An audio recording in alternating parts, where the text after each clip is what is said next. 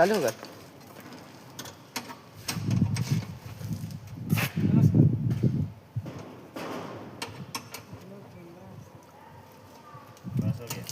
Hello hi अस्सलाम वालेकुम, welcome back my blog.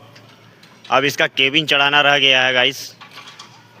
एक हफ्ते से लगातार मेहनत कर रहा हूँ। आज हाफ टाइम में जाना भी है घर, नमाज़ पढ़ने जाना है। आज अलविदा जुमा है, तो कोशिश करेंगे कि ज़्यादा से ज़्यादा आज इसका काम खींच सके। मैं डीजल टंकी का ब्रैकेट लगाया कंपनी जाने के बाद।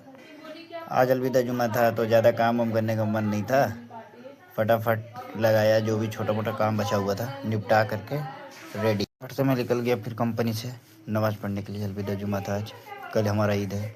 फटाफट निकल के पहुंचने वाले थे अपन मस्जिद। आ गए, कंपनी से जा रहे हैं अलविदा जुमा पढ़ने मस्जिद। देखिए कितनी भीड़ है।